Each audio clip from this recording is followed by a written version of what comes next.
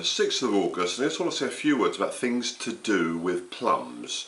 Now I'm not going to go into a great deal of detail, but with the tags I'm going to put on this video, probably a load of other videos will come up on the right hand side which will give you loads of good advice. Now we're just having some plums for breakfast. I've just eaten about 15 plums for breakfast. I'll probably eat a few more as well. We have some opal plums, and we've just been away for a week, and these were coming ripe just before we went away. So Julia picked them just before they were ripe and stored them in these slotted trays here, and they've actually ripened very nicely while we've been away, and they're really very sweet now. There's a couple of problems with plums. Oh, lovely smell. I wish I could put the smell into this video. They tend to come, some years you don't get any at all because they blossom quite in late winter, early spring. Sometimes the weather is very cold and windy, in our climate anyway, and so you may not get any plums at all. But other years, if they set really well, you can get an absolutely massive crop. I've mentioned elsewhere the need to thin them, or so the weight of them will break branches. And there's the problem, you get a huge harvest of plums, buckets and buckets and buckets full of plums, but they don't keep. I'm just going to squash this well for you. Whoops, you see that, full of juice. But this is squashy. When they're perfectly ripe, they're really worth eating. They won't store, they won't travel. So you've got to deal with a lot of plums in a short time.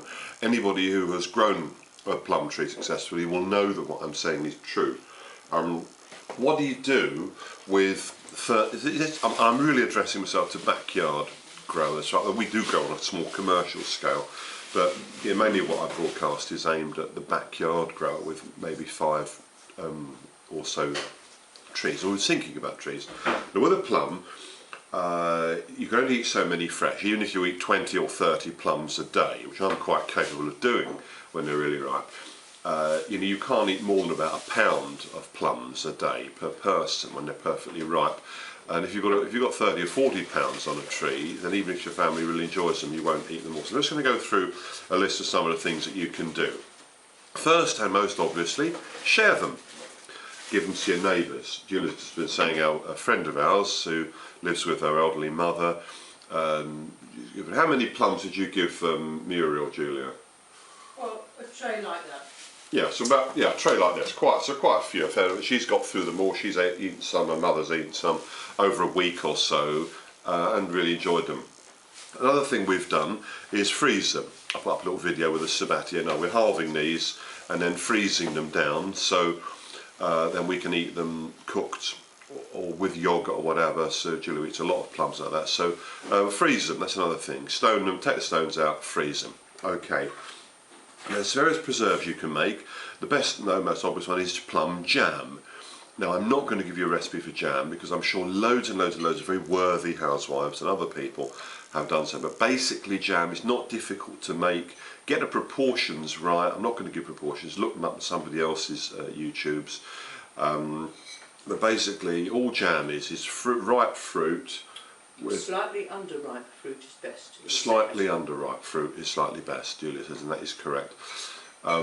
Fruit, obviously take the stones out, plus sugar and maybe a little bit of water, and just cook it until it goes solid or semi-solid, and don't burn it, because if you just put it on and leave it without stirring continually, you will burn the jam, and that's bad. Get it into jars, seal it up, and it'll keep forever. It'll keep for many years if you do it properly, proper sterility. It'll keep for years. Chutney, if you like Indian food or Chinese food, a plum chutney is a reasonable substitute for mango chutney. But basically, again, somewhat riper plums are better for that. I like to do it with some ginger. Basically, same sort of recipe as for jam, but you add a little bit of vinegar. I'm not going to give proportions. You can check this elsewhere. Basically the very ripe fruit, plus sugar, a bit of ginger, and I like to put some Szechuan pepper in it, kind of sort of Chinese style plum sauce, and that can be really nice to go with savoury foods such as Chinese stuff, and that'll keep a long time. And you can dry plums, but that's a little bit tricky to do that. I don't want to give advice on what I haven't done myself. But it is possible to dry plums if they're very sweet. That's all prunes are, basically dehydrated plums. And finally, plum wine. You can make homemade wine with any good fruit, any pleasant fruit.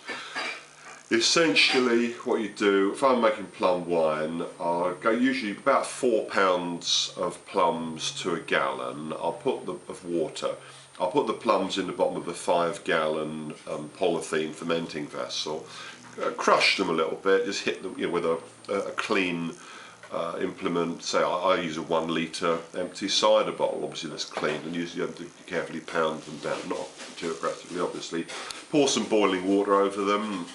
That'll kill any germs on them you don't want, and helps to begin to break down the cell wall, the walls of the plums. Then add some sugar. Again, go and look for recipes on homemade plum wine. You'll find loads of recipes out there on the web. I'm not going to clog this short video up with detail.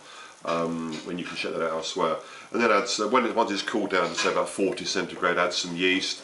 Let it ferment for 3 or 4 days. Then strain the whole thing off. Probably use a bit of water to make sure you wash the rest of the juice out. Prunes. And then ferment. I mentioned prunes, yeah, but I don't know how to make them, so We have to oven dry them, but you can dry them in the sun in a good climate. yeah, okay, so you may well be able to dry your plums out and they'll keep that. So those are all the things that you can do with plums. Of course, in countries where it is legal to do so, and there is a tradition, very large numbers of plums, basically chuck them all in a barrel, ferment them, similar to what I'm doing with plum wine, but you might not even need to add any sugar. A lot of these peasant societies, you wouldn't actually even have access to a lot of granulated sugar, and then distill them to get eau de vie, aquavit, plum brandy.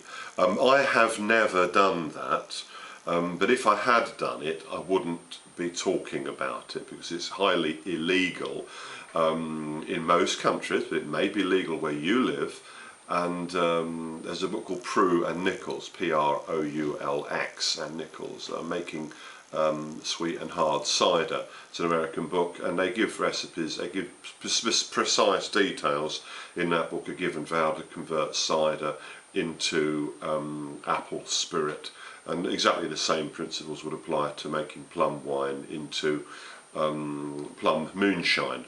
Again, I'm not recommending it anybody does that, but there is in Europe certainly a big tradition of doing that. And I have bought once I did buy a bottle of Serbian slivovitz, that's what that is, plum alcohol distilled into spirit, and it was lovely. I don't drink spirits anymore. Anyway, that's a really nice way to do it. So anyway, plums, whatever you do, don't just let the wasps eat them all. There are lots of things you can do to preserve the benefit of your plum harvest. First and foremost, share them with your friends and neighbours. Apart from that being a good thing to do anyway, they will thank you, and they may share something back with you, which is, I'm a bit of a socialist in that sort of sense. Okay then.